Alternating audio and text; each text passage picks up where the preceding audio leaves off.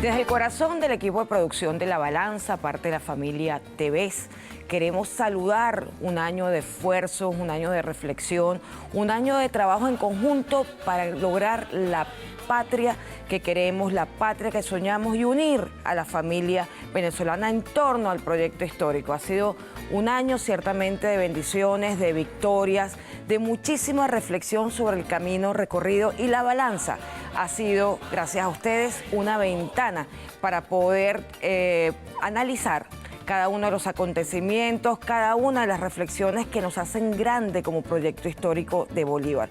Por eso en el programa de hoy vamos a hacer un resumen de los temas y de los personajes que nos acompañaron en esta reflexión para decirle al mundo que estamos venciendo, que estamos construyendo el proyecto histórico de Bolívar, y frente a todas las adversidades que quisieron imponernos, nosotros estamos en perfecto victoria, en perfecto éxito y con mucha esperanza para el año venidero. Seguimos con La Balanza y vamos a hacer el recorrido. Los invitamos. ¿Y quién mejor que usted para explicarnos cuál ha sido la razón histórica de la defensa del Esequibo? ¿Qué tenemos que saber todos los venezolanos y venezolanas para que todos tengamos la conciencia de la defensa integral de la nación y de la defensa absoluta del territorio de Venezuela? Háblenos un poco de la historia, de la razón histórica, doctor. Con el mayor gusto. Hay tres líneas fundamentales, digamos, en la comprensión del momento histórico sobre nuestra soberanía territorial y el Esequibo nuestro. El primero es de orden histórico y que está enlazado a Lutis Possidetis Iuris fundamentalmente. El segundo es de orden estrictamente jurídico constitucional y que tiene que ver con el artículo 10 de la Constitución, pero también con las constituciones de 1830 hasta acá. Y el tercero es el procedimental, donde entra la doctrina de Estado desarrollada a partir de 1966 con el Acuerdo de Ginebra, y finalmente en la Corte Internacional de Justicia, como bien lo dijiste tú, con la magnífica exposición que hizo Delcy Rodríguez, una exposición brillante, acertada y muy firme en lo que tiene que ver con nuestros intereses nacionales en relación al Esequibo. En el orden histórico hay que decir que ese territorio, digamos el origen en relación a Venezuela, es que pertenecía a España. Se producen los sucesos del 19 de abril de 1810, después la declaración de independencia, 5 de julio del año 11, y llegamos a 1819 con la Constitución de Angostura. Es esa la primera constitución y la ley fundamental de la llamada Gran Colombia, artículo 5, donde aparece por primera vez la idea de que el territorio venezolano es el que correspondía a la Capitanía General de Venezuela, Utis Possidetis Iuris. De ahí en adelante se podría decir, eso fue ratificado en la Constitución del Rosario de Cúcuta, 1821, después, bueno, vino la disolución de la Gran Colombia, pero a partir de 1830 hasta 1999 se mantuvo la idea de que ese territorio formaba parte, a partir de los sucesos del 19 de abril de 1810, del espacio geográfico venezolano. De tal manera que en el orden histórico tenemos títulos inequívocos. Pero además está el mapa de Francisco de Miranda, están otros mapas que demuestran que las líneas del señor Schomburg, el contratado pues por la monarquía inglesa, distorsionaban todo lo que es el elemento de límites de carácter territorial. Eso está claramente demostrado. Es decir, el pueblo está consciente del riesgo que se está asumiendo al apoyar a Estados Unidos, a la OTAN, que es el brazo armado, en esta agresión contra Rusia, que no tiene sentido. Bueno, lo primero que hay que decir es que el gran beneficiario de esta guerra es los Estados Unidos de América. ¿Por qué? Estados Unidos tenía la intención de colocar su gas licuado de esquistos, que es el insumo energético más caro que se produce a partir de todo lo que es la extracción de crudo y gas en este momento. La única forma de colocar ese gas de esquisto era a través de una guerra. O sea, ¿y cómo a través de esa guerra? ¿Cómo competir con el gas ruso, que es un gas que vale un cuarto del precio que ellos le han estado, una cuarta parte del precio que ellos les han estado presupuestando a Europa? Bueno, simplemente creando un conflicto. ¿Cómo lo crearon? Y no lo crearon desde ahora, desde 1991 para acá, con la caída de la Unión Soviética. Ellos le prometieron a Mikhail Gorbachev que no iba a haber expansión de la OTAN. Sin embargo, hacia el este, lo cual no se sucedió, sino que han habido 3 expansiones de la OTAN y a la cual se le han sumado las revoluciones de colores en la primera década de los años 2000 en diferentes países del espacio exsoviético y hasta llegar al momento en que 2014, particularmente en Ucrania, se da la llamada revolución del Maidán, donde han dejado crecer una corriente neonazi que rescata justamente a aquellos colaboracionistas que tuvo el régimen nazi en territorios soviéticos en tiempos de la Segunda Guerra Mundial. Y los han catalogado de héroes. Entonces han cambiado los libros, han cambiado la historia, han cambiado la influencia sobre las capas jóvenes y han creado la masa crítica para justamente crear una suerte de guerra civil, la cual ha sido aprovechada y pensada hacia Occidente. Y la guerra civil, bueno, lleva 14.000 muertos en tiempos de todo lo que fue la confrontación interna de Ucrania contra las zonas que acaban de independizarse o anexarse a Rusia. Hubo 14.000 muertos, casi 40.000 heridos, la cantidad de desplazados es inmensa. Y justamente una de las cosas que se ha caracterizado es por el bombardeo que ha hecho Ucrania a la población civil.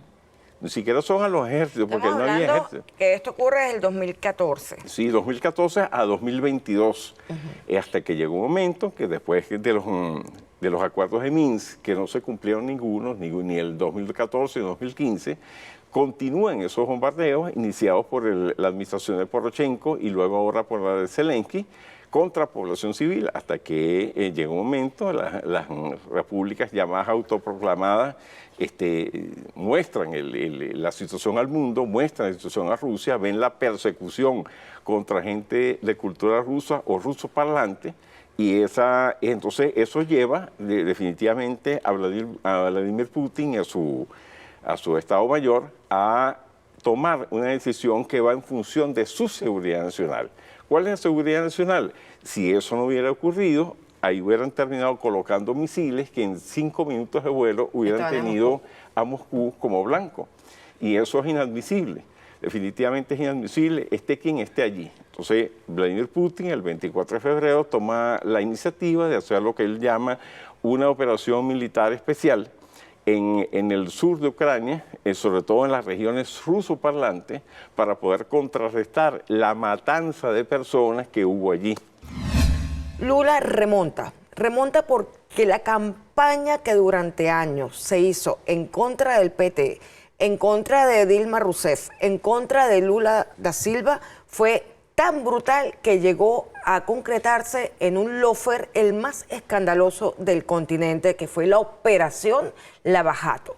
Es decir, estamos hablando de una operación en la que utilizaron como punta de lanza a la justicia brasilera para detener la candidatura de Lula da Silva en las anteriores elecciones.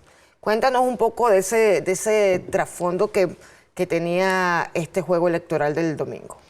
Mira, yo creo que tenemos que recordar fundamentalmente, porque de lo contrario no se pudiera entender, que todo se inicia luego de que Venezuela es declarada una amenaza inusual y extraordinaria a Estados Unidos.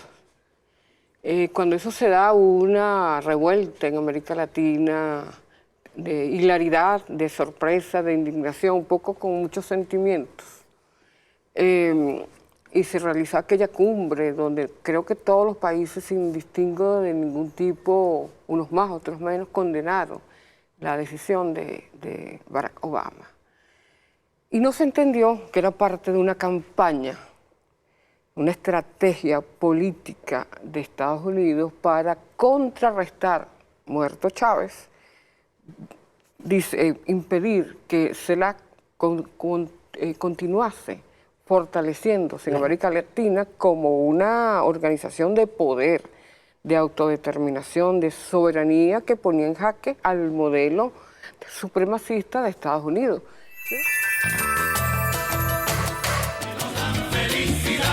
Como habíamos acordado para terminar este hermoso año y celebrar el encuentro que vamos a tener en Navidad con nuestra familia, con nuestros amigos, con nuestra comunidad, nosotros queremos hacer un resumen de los temas más importantes para la comunidad nacional e internacional. Efectivamente, hemos tenido importantes invitados para analizar dichos temas, entre ellos uno de los más importantes y transversal a toda la situación que vive Venezuela y que vive el mundo entero, han sido las medidas coercitivas unilaterales como crímenes de lesa humanidad. Y aquí hemos analizado cómo se ha desarrollado todo el esquema antibloqueo, cómo hemos logrado vencer importantes medidas coercitivas, como la que se intentó imponer al avión de Entrasur, y por supuesto hemos mantenido la defensa de nuestro diplomático Alex Saab, víctima de estas medidas y de esta actuación criminal de Estados Unidos y sus aliados contra Venezuela. Esto lo hemos analizado en profundidad.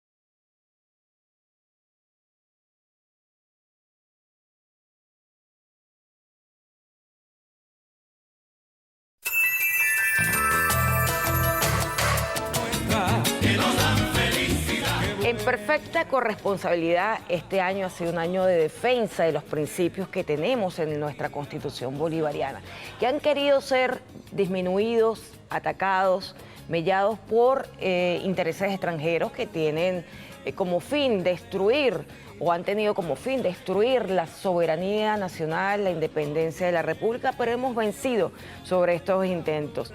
En este tema ha sido transversal la guerra económica, el ataque a través de medidas coercitivas unilaterales y cómo el Estado venezolano, junto al pueblo de Venezuela, en perfecta unidad con las Fuerzas Armadas Nacionales Bolivarianas, hemos emprendido la tarea de investigar, analizar, denunciar, defender y crear alternativas eficientes ante el bloqueo criminal para la defensa de los intereses y de los derechos del pueblo venezolano. Por esta razón queremos hacer especial mención a temas como la creación, la consolidación del observatorio antibloqueo, como la defensa que se hizo a nivel nacional e internacional con los aliados internacionales del secuestro del avión de Entrasur de la tripulación venezolana e iraní bajo falsos supuestos en Argentina, por ejemplo, o la defensa continua de nuestro diplomático Alex Saab, que sigue doblemente secuestrado en Estados Unidos, que tenemos la esperanza totalmente clara y consciente de que esta situación con él va a cesar y va a volver la justicia a reconocer efectivamente que nuestro diplomático había sido secuestrado y vuelve a Venezuela. Por esto vamos a pasear por estos temas y por algunos de los invitados. No podemos tenerlos a todos, pero vamos a tener algunos que tocaron estos temas. Vámonos, director, con este resumen de lo acontecido en este sentido.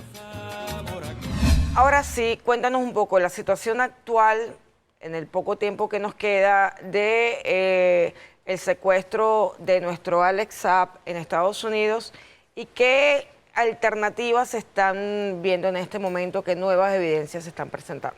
Sí, yo sigo muy de cerca todo el acontecer. Siempre estoy oyendo a los abogados, siempre estoy oyendo a la propia Camila, que mantiene siempre informado a toda la población, porque además Alex Saab se convirtió en un tema no nacional.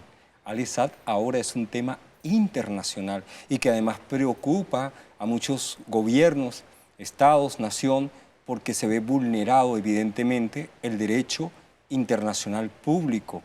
Es una forma descarada y grosera como Estados Unidos ha actuado después del segundo secuestro. El primero, como tú lo decías, fue en Sudáfrica y el primero fue aquí cuando las autoridades de Sudáfrica lo detuvieron y el segundo fue cuando Estados Unidos, en Cabo Verde, cuando le hicieron la abducción, como dicen los expertos en hollywoodenses, lo sacaron de aquí, lo llevaron a Estados Unidos de una forma terrible, violando todo. En la actualidad, por supuesto, escuchaba yo la reciente entrevista de Camila Fabri, de SAP, en un canal nuestro, donde ella explicaba que se encontraban ahí en esa fase de la audiencia, donde se pronunciaron en razón de la condición de diplomático, pero de inmediato desvincularon el hecho de la inmunidad. Y ella dice que se mantiene totalmente informada con todos los abogados que la acompañan y por supuesto sigue en esa lucha porque le violan todo, le violan los tiempos, los lapsos, los términos procesales. No existe allí una garantía porque esa justicia norteamericana no es realmente una justicia, sino es mecanismos, ¿sí?, politizados que responden a los intereses del Estado profundo norteamericano. Entonces, bueno, seguir haciendo la lucha, hacerle un llamado sobre todo al pueblo que ha acompañado desde el principio y que va a seguir acompañando esto, porque nuestro pueblo es no solo valiente, también es sobre todo leal, ¿no? Leal a lo que acabas de describir y por la razón de que tú haces tuya la lucha, porque se convirtió no solamente en un diplomático venezolano, en un patriota, sino es parte de nuestra familia, porque aquel que procura la alimentación, aquel que procura los medicamentos y que procura la energía, sin importar el riesgo, tenemos que llamarlo de verdad hermano, camarada y hermano, porque no hay otra definición. Sobre el bloqueo, nos puede hacer perder de vista que no hemos dejado de estar bajo el asedio de las medidas coercitivas, que son múltiples, no solamente financieras, sino que hay una gama de agresiones que se conocen como medidas coercitivas. Háblanos un poquito de eso, William. Sí, fíjate, es importante comenzar por ahí y nunca estará de más repetirle al pueblo venezolano. Desde el año 2014, Venezuela sufre un proceso de agresión económica que se expresa en una política diseñada por Estados Unidos, a la cual se han unido algunos otros países y la Unión Europea, que es la aplicación sistemática de medidas contra nuestra economía, nuestra vida política, incluso nuestra cotidianidad, o sea, nuestra vida normal, la que hacemos todos los días. ¿Por qué? Porque contra Venezuela se han dictado un conjunto de medidas que condicionan fundamentalmente el funcionamiento del Estado. Afectan nuestra industria petrolera, han generado la caída de más del 77% de la producción petrolera en los últimos 5 años, generaron la caída del 99% de los ingresos públicos. Olga, nosotros pasamos a decir, esto lo decía el presidente, en septiembre del 2020, cuando propuso al país y a la Asamblea Constituyente la aprobación de la ley antibloqueo. De cualquier ilícito, como ellos lo quieran hacer aparentar, un ilícito económico, sino que era un objetivo militar de Estados Unidos, porque por algo se reúnen con el Pentágono, se reúne el Departamento de Justicia, con el Departamento de Defensa y tocan y perfilan y diseñan el plan Alex Saab. Y lo comprueba la declaración de Mark Expert y cualquier declaración que tú busques en BBC o cualquier medio de comunicación internacional, cuando dicen que el objetivo de Alex Saab es obtener de él información del Estado venezolano.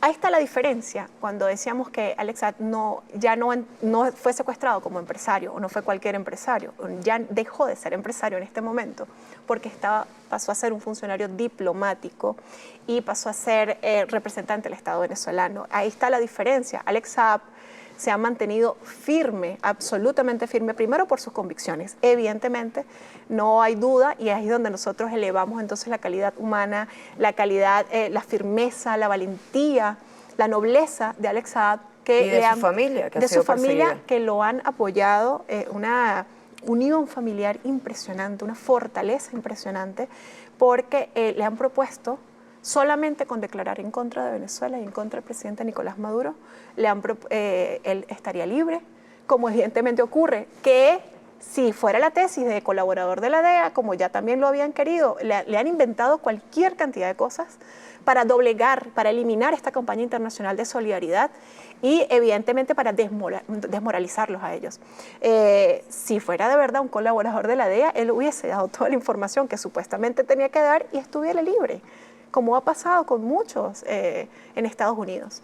De manera que Alex Saab era un funcionario diplomático que guardó realmente, estuvo firme ante además la propia ley de Venezuela, porque recordemos entonces que él tiene el deber como funcionario diplomático de guardar lo que se llaman secretos de Estado, el deber de confidencialidad. O sea, todo está planteado dentro del marco legal de Venezuela y evidentemente se está demostrando que era un objetivo militar para primero impedir que siguiera logrando estos acuerdos comerciales. Triangulando para lograrlo. Porque recordemos que en ese momento, lo dijo el presidente Nicolás Maduro, lo dijo la vicepresidenta, en el año 2018, 2019, nosotros importábamos casi más del 90% de lo que nosotros consumíamos. Dice en el informe de la vicepresidenta que para el año 2017 Venezuela solo había logrado abastecer o estaba en una capacidad de abastecimiento del 20% de los alimentos. Ya hoy, con la recuperación económica, con todas estas medidas de manera estratégica que ha llevado el presidente Nicolás Maduro, él nos ha podido decir que son el 98-99% de producción nacional. Estamos viendo cómo actúan contra los palestinos, estamos viendo cómo actúan contra Venezuela a través del bloqueo y del secuestro de nuestros activos, en este momento también secuestro de personal venezolano e iraní que estaba en un avión venezolano que estaba legal en este viaje que estaba haciendo en el sur del continente. Y bueno, nos hacemos por supuesto voz de esta denuncia porque el Estado venezolano ha recibido suficientes golpes y esto afecta directamente a todo el pueblo venezolano, afecta a los trabajadores de Conviasa, afecta a nuestro crecimiento, nuestra seguridad en cuanto a la posibilidad de hacer uso de nuestras relaciones comerciales y relaciones aeronáuticas. O sea, estamos en una situación compleja. Háblanos un poco, Sergio, de esta situación. Son los hilos del poder aquí en Europa, en el Medio Oriente, que son los mismos personajes que están atrás de la persecución de los países que quieren autodeterminarse, que tienen un proyecto histórico, que quieren liberarse de la hegemonía dominante. Bueno, para entender el gobierno de Argentina y lo que ocurre en Argentina hay que tratar de entender el peronismo, que es un fenómeno particular propio de Argentina, sin el cual es imposible entender lo que pasa en Argentina. El peronismo es un movimiento político multiclasista y con ideologías múltiples. O sea, en el peronismo cabe el creador de la AAA en los años de la dictadura, los años previos a la dictadura, López Rega, cabe Menem, que es un neoliberal que entregó el país, y cabe los montoneros que hicieron la lucha armada en contra del régimen. O sea, es un movimiento que cubre todo el escenario político e ideológico de Argentina y por tanto hay un fuerte movimiento sindical peronista, pero también dentro del movimiento sindical peronista hay sectores populares, progresistas, de izquierda, revolucionarios, con vocación integracionista, y hay sectores de dirigentes sindicales mafiosos, etcétera, etcétera. Entonces, no se puede suponer que al interior del gobierno hay una unicidad de actuación, es un gobierno homogéneo, es un gobierno muy, muy heterogéneo, y evidentemente las fuerzas que hegemonizan, las fuerzas que orientan, las fuerzas que tienen la primacía, son las que le dan, valga la redundancia, una orientación al gobierno. Así fue cuando la orientación la dio Néstor Kirchner o Cristina Fernández de Kirchner, y hoy en esa gran amalgama, en ese gran espectro que es el peronismo, hay un presidente débil, pusilánime, cobarde, que gobierna sin poder, sin valor político, y que finalmente, como es cobarde, cede frente a cualquier tipo de presión. La reflexión luego de ver a estos invitados especiales, al doctor William Castillo, a la doctora Ana Cristina Bracho, a la doctora Indriana Parada, es: no perdamos la esperanza, porque nosotros seguimos conociendo perfectamente cómo en estos 200 años nos han atacado como proyecto bolivariano, pero cómo el venezolano, la familia venezolana, el Estado venezolano, la Constitución de la República Bolivariana de Venezuela nos permite herramientas para seguir avanzando y defendiendo la integridad nacional, la soberanía de la República y el derecho de los pueblos a soñar otro mundo posible. Nos vamos a una pausa. Hacia esa virgen tan buena te inspiró reina morena, hacia nuestra gaiterita, todo el público gaitero Jairo Gil te coronó. Como poeta primero de nuestra virgen chinita, tu devoción.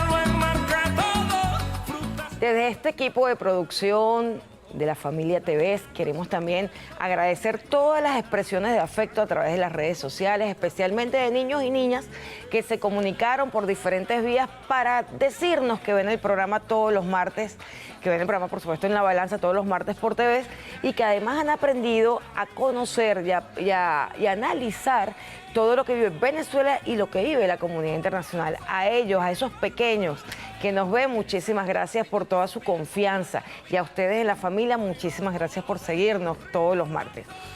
Hay un tema que ha sido relevante, por supuesto, este año en el análisis, ha sido el tema geopolítico.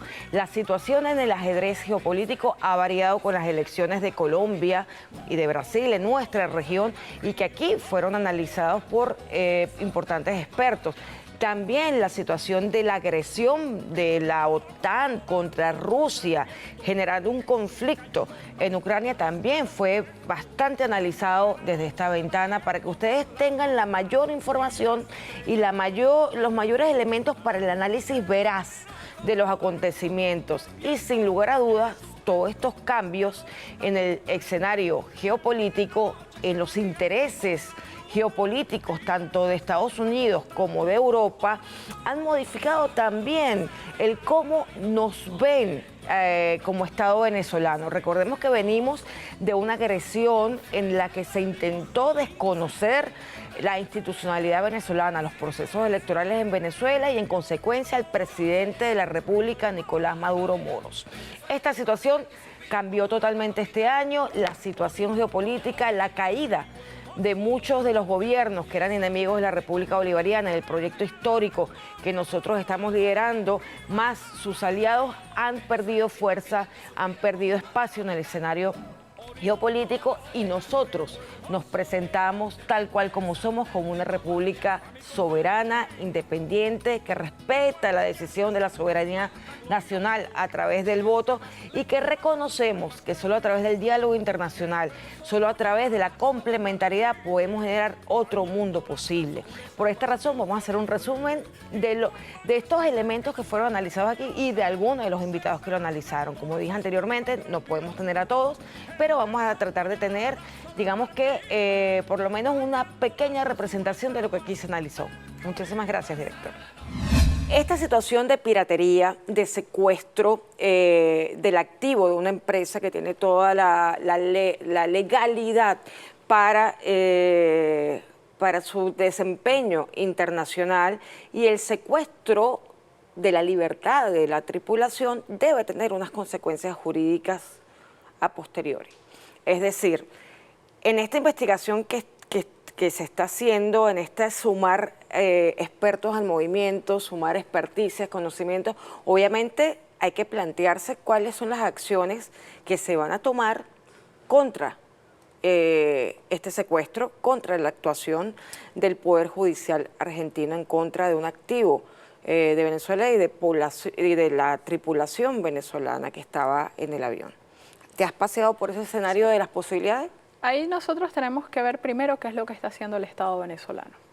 Tomemos en cuenta que hay reclamos judiciales en la Argentina, que los organismos del Estado venezolano están diseñando su estrategia de defensa, han acompañado a la tripulación, han exigido también un segundo camino, que es el camino diplomático. Nosotros hemos visto cómo la Cancillería ha venido suscribiendo importantes comunicados y veíamos el día jueves de la semana pasada una comisión de la Asamblea Nacional dirigirse a la Embajada de Argentina en Venezuela, donde sostuvieron el reclamo de Venezuela por esta causa, y adicionalmente tenemos este llamado a la solidaridad y a la acción de los pueblos, como tres escenarios en los cuales estamos viendo se configura una acción de Estado en defensa de elementos tan básicos como sus propiedades, como sus habitantes y en este caso sus trabajadores representados en quienes estaban a bordo de esta aeronave. Tiene que tomar medidas de seguridad, llamémosla industrial, pues la seguridad del proceso técnico de la aviación, pero también necesita una seguridad jurídica.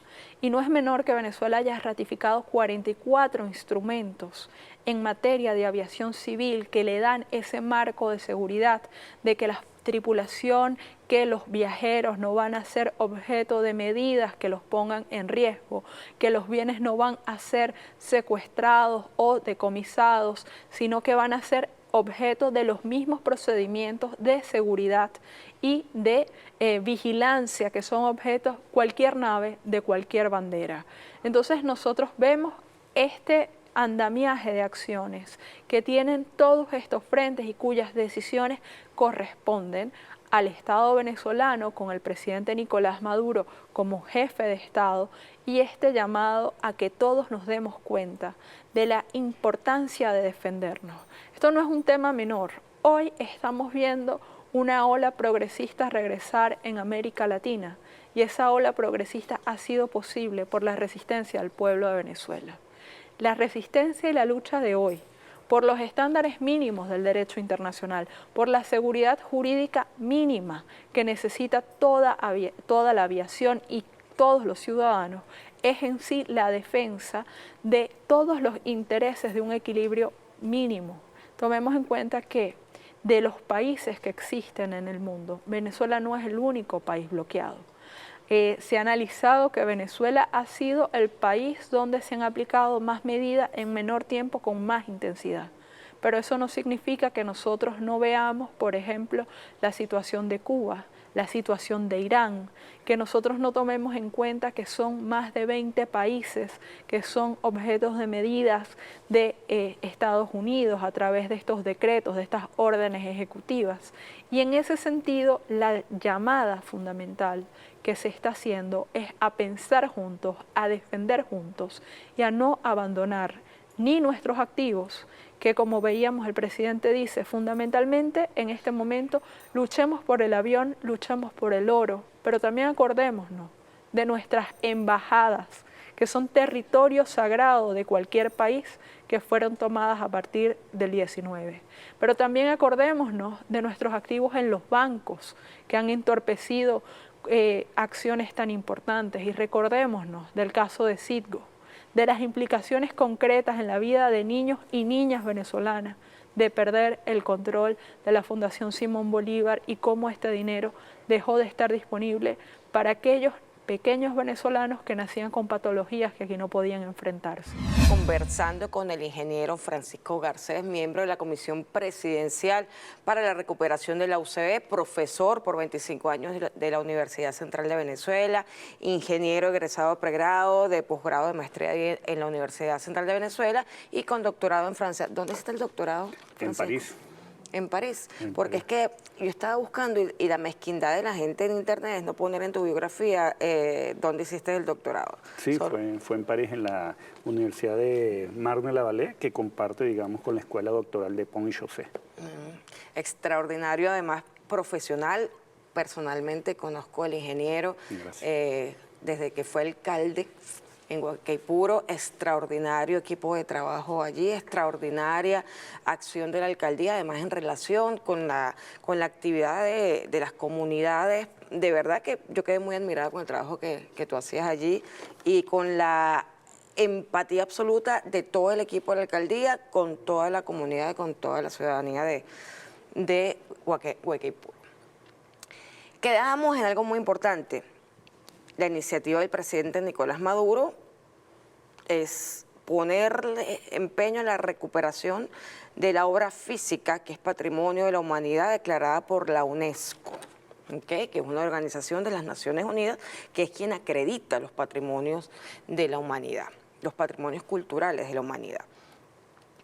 Si bien es cierto lo que ya dijimos, internamente se encargaron la estructura política que estaba instalada, que no quería ir a elecciones entre los FES, se encargó del desplome final de los espacios universitarios, no solamente físicos, sino también de los espacios para la creación, el debate político, el pluralismo político y el respeto por los principios además constitucionales que rigen incluso a las universidades autónomas. No escapan de ello, ninguna persona, ni natural ni jurídica, escapa de ello. Se hizo un trabajo muy grande durante estos últimos años de trabajar el pensamiento de los estudiantes para que se enfocaran en actividades políticas de corte golpista, muchos de ellos, ¿no? ¿Cómo ven ahora los estudiantes reunir esfuerzos para un bien común que es el espacio universitario? Mira, la universidad estuvo despoblada, digamos, sin actividades durante 2 años. Poco a poco, porque nosotros cuando comenzamos todavía estaba parte de la pandemia, comenzamos el trabajo y se han venido recuperando esos espacios y a pesar de que algunas facultades todavía mantienen clases online, ya otras, gran parte tienen presencial, en medicina, en ingeniería, algunas en fases y otras más. Ya la universidad comienza a repoblarse y realmente los estudiantes están disfrutando plenamente de la universidad. Y se han venido recuperando esos espacios y a pesar de que algunas facultades todavía mantienen clases online, ya otras, gran parte tienen presencial, en medicina, en ingeniería, algunas en fases y otras más. Ya la universidad comienza a repoblarse y realmente los estudiantes están disfrutando plenamente de la universidad. Inclusive te puedo decir que hasta el chichero que está en el reloj... ¿Volvió? No solo que volvió, sino que además renovó su carrito. En este caso la Comisión Presidencial y el trabajo que, digamos, Venezuela Bella trabaja directamente dentro de los temas acá de la comisión. Bueno, se le renovó recientemente, hace unos meses, Jacqueline Faría le entregó ese nuevo carrito remozado a ese señor que además es el hijo del señor que vendía chicha, ¿no? Y eso es parte de la historia porque cuando estaban trabajando en la universidad, los obreros, solo se permitía que el señor estuviese vendiendo chicha ahí y después la universidad le permitió que siguiera trabajando y esos son más de 50 años generacionales en esa labor que además disfrutamos todos los usevistas en ese reloj. Y ese reloj, déjame decir... además perdóname, sí. Ya después del 2016-17 ya él no estaba allí. O sea, no estaba, pues. Sí, estaba de manera muy esporádica, tenía dificultades. Pero bueno, ya regresó, está ahí. Ese reloj fue renovado de alguna manera, tenía algunos problemas su estructura, la revisamos, la recorrimos completamente y se colocó un andamio de punta a punta, se renovó todo lo que es la relojería, los platos, le hicimos ensayos estructurales y hoy tenemos así ese ejemplo de lo que era el reloj de universidad, que además tenía muchos años que no sonaba, hoy vuelve a sonar de manera paulatina, tal como fue diseñado. Eso ha sido un rescate hermoso, ¿no? Y así los estudiantes tú los ves ahora, como ya decía, en las bibliotecas, en los jardines, hemos rescatado además todos los espacios comunes donde los estudiantes hacen vida y sobre todo hay una actitud de felicidad. Cuando tú ves los estudiantes en el lugar compartiendo y muchos estudiantes a los cuales le di clases y que ya están graduados me piden, oye, profesor, mande imágenes, ¿cuándo puedo ir para recorrer la universidad con usted? Inclusive hemos hecho visitas con antiguos alumnos, con los muchachos que están acá, sobre todo porque hay un compromiso, y eso es algo que nosotros también tenemos que aprender, ¿no? Este es un patrimonio nuestro de los venezolanos, que es para nuestro disfrute, pero que también es una responsabilidad tenerlo. Esa responsabilidad nos tiene que llevar a cuidarlo de manera importante, es decir, con la claridad que merece un patrimonio. Aunque todas las autoridades, de hecho, nosotros les estamos entregando a cada uno de los decanos, cuando se les entrega el edificio renovado, qué se hizo, cuáles son las condiciones de cuidado, se les explica en muchos casos, por ejemplo, cuáles son los mantenimientos que se deben hacer, y nosotros en esta primera parte nos estamos encargando para que no se pierda, ¿no? Claro. Para que no se pierda lo que se está haciendo. Pero ciertamente tú ves los estudiantes en los bancos, digamos... Sí, en los nuevos bancos para sentarse. En los nuevos bancos, y realmente están compartiendo, viendo sus clases. Ahí vemos imágenes que están colocando. Ese edificio, que es uno de los edificios... Mira cómo estaba el edificio antes. de Ingeniería Sanitaria, un edificio hermoso, uno de los últimos edificios construidos en la UCB. Este, por ejemplo, es el techo del edificio de aulas de la Facultad de Ingeniería. Como ves, bueno, la forma que se... Ahí están las aulas, como se encontraron y cómo se recuperaron. Y esta es una de las que estaban mejorcitas, ¿no? Hay otras que realmente era terrible, ¿no? Sí, bueno, a mí me tocó estudiar en algunas aulas que estaban realmente deterioradas, ¿no? Y afortunadamente, digamos, el espíritu que además tienen los profesores que están ahí trabajando, ese es el edificio, digamos, de sanitaria, el paisajismo, no solo la estructura, sino el paisajismo que también es parte de el entorno artístico. Fíjate, eso que está ahí es una escalera que estuvo cerrada, eso decían que era la escalera de Harry Potter, ¿no? Que después de esa escalera había otro mundo, porque una escalera que llegaba a una pared. Entonces tuvo años así, eso lo cerraron, que por temas de seguridad, bueno, junto con, y ahí tengo que reconocer la actitud correcta de la decana de la Facultad de Ingeniería, la cual abierta a recuperar y hacer de que todos estos espacios hoy, digamos, brillen, y además se ha puesto uno de los ejemplos de ponerse en conjunto con los profesores, con los ingenieros, con las empresas que están trabajando a recuperar los espacios y sobre todo a concientizar en la conservación de los mismos.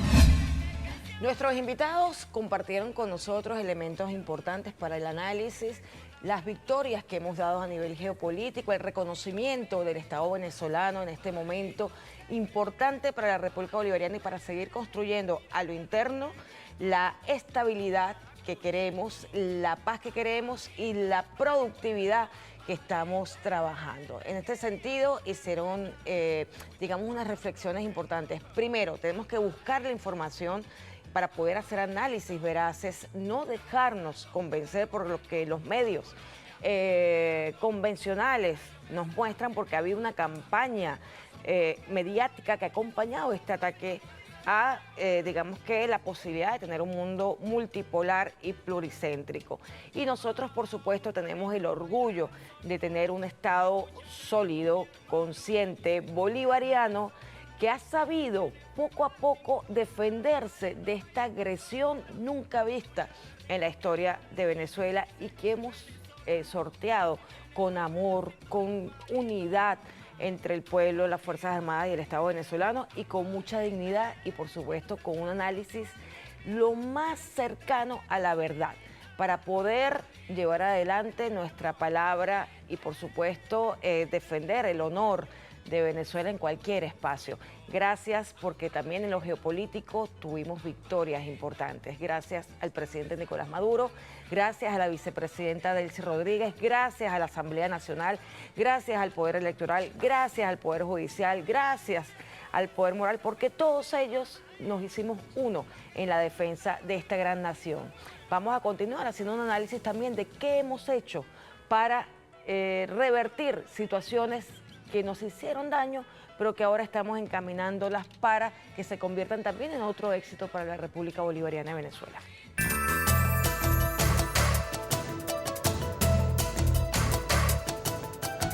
Farmacéutica continúan desplegados en todos los estados del país. Y le doy las gracias al presidente porque gracias a esta jornada conseguí los medicamentos para mis hijos. Atendiendo con jornadas de salud integral y entrega gratuita de medicamentos a las comunidades vulnerables, víctimas del bloqueo y la guerra económica. Apoyo del presidente y que siga así el presidente apoyándonos en suministrando medicamentos para los necesitados. Gracias a nuestro presidente Nicolás Maduro por darnos las medicinas gratis.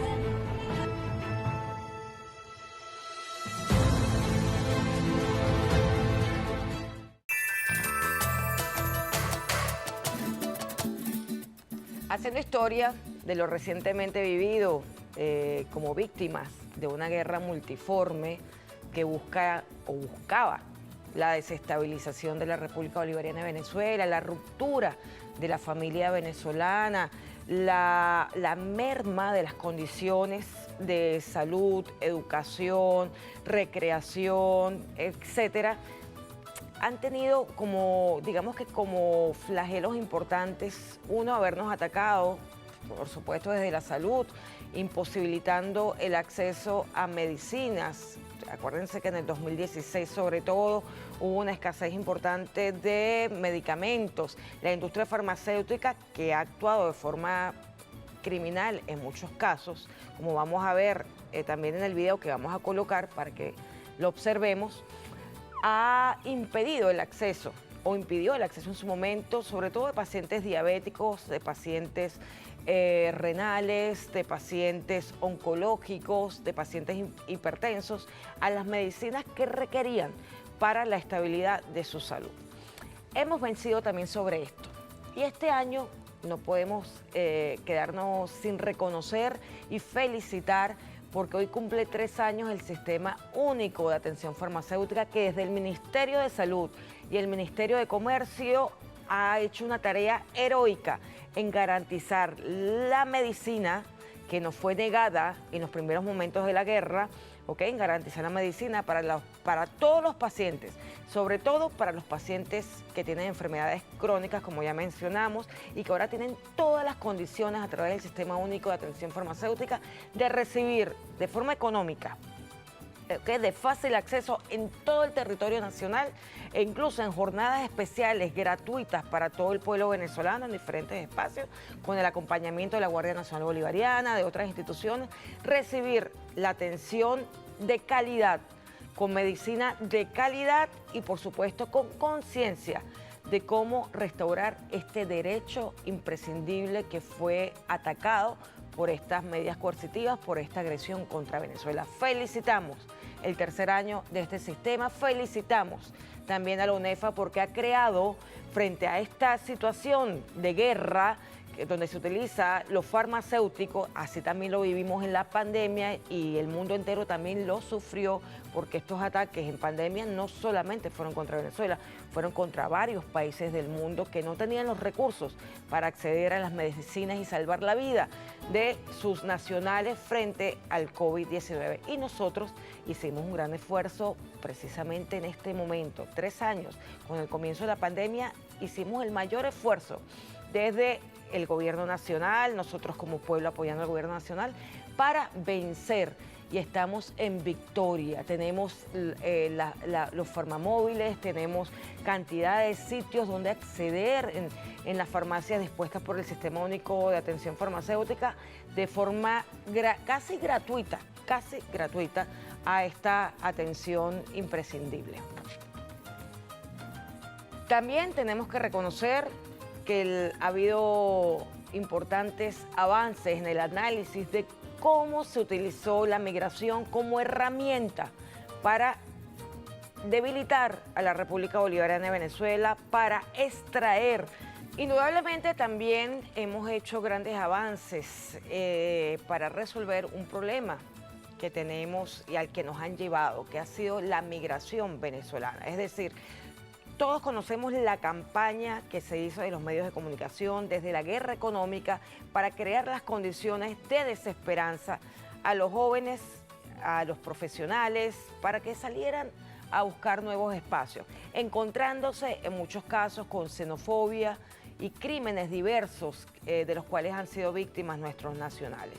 En este sentido, la Asamblea Nacional ha hecho un gran trabajo por identificar las situaciones por presentar soluciones. No solamente el Vuelta a la Patria ha sido una gran solución, que es un programa de retorno de los migrantes único en el mundo, porque los migrantes no retornan a sus países, porque lógicamente las condiciones que supuestamente los llevaron a migrar normalmente no desaparecen. Pero en el caso de Venezuela fueron condiciones ficticias, fueron condiciones artificiales, generadas, creadas, para que se dieran en un momento determinado unas condiciones psicológicas, unas condiciones también objetivas, económicas, para que el pueblo venezolano sintiera que debería buscar alternativas en otros espacios, sin comprender que estábamos siendo víctimas de una guerra. Lo comprendieron afuera, lo comprendieron a veces tardíamente y muchas veces también no llegaron ni siquiera a comprenderlo cuando se encontraron como víctimas de todos los flagelos que atacan a los migrantes en el mundo, sobre todo a los migrantes venezolanos, que fueron víctimas de una campaña de xenofobia, que sabemos quiénes son los responsables y que en algún momento también será justicia con ellos. Pero ciertamente la Asamblea creó una comisión especial, aquí tuvimos participación de miembros de la comisión especial que investigó los crímenes contra los venezolanos y que planteó, por supuesto, un análisis serio, objetivo, de contacto para crear los mecanismos para contactar con todos ellos y poder resolver de manera más efectiva la situación y traerlos, por supuesto, a la patria y acabar y denunciar con las mafias que se aprovechan de esta situación para, digamos, perjudicar no solamente a la familia venezolana, sino perjudicar también los valores que deben existir en todas las familias en todas partes del mundo. Por esto hicimos este resumen. También creo que es importante destacar, ha habido entre los ataques a la institución venezolana, el ataque, por supuesto, no solo al sistema de salud como hablamos, sino también al sistema educativo. Y en este sentido, por ejemplo, desde la voluntad del gobierno nacional, desde una comisión presidencial liderada por la vicepresidenta Delcy Rodríguez y con un gran equipo de expertos, se logró la recuperación de una institución que ha sido símbolo en Venezuela de altos niveles de educación, que por supuesto ha sido referencia a nivel mundial y ha sido la recuperación de la Universidad Central de Venezuela, que en esta campaña de desprestigiar al gobierno venezolano, de prestar espacios para grupos fascistas, grupos incluso terroristas, dañaron un espacio que además es patrimonio de la humanidad, que es la Universidad Central de Venezuela. Gracias al esfuerzo, a la unidad en función de objetivos comunes de todos los que piensan de forma diversa, se logró de la mano de la Comisión Comisión Presidencial para la Recuperación de la UCB, lograr también recuperar los espacios y volver a tener en pleno brillo a lo que ha sido un símbolo del patrimonio de la humanidad, como ha sido la Universidad Central de Venezuela. Mis felicitaciones, las felicitaciones de todo este equipo, a todos los esfuerzos del gobierno nacional, conjuntamente con profesionales, con la comunidad nacional, con las Fuerzas Armadas Nacionales Bolivarianas, por garantizar los derechos, por recuperar lo que fue vulnerado por estos intentos de guerra multiforme y, por supuesto, por garantizar la unidad de todos los venezolanos y venezolanas en un fraterno diálogo, en un respetuoso diálogo necesario para la construcción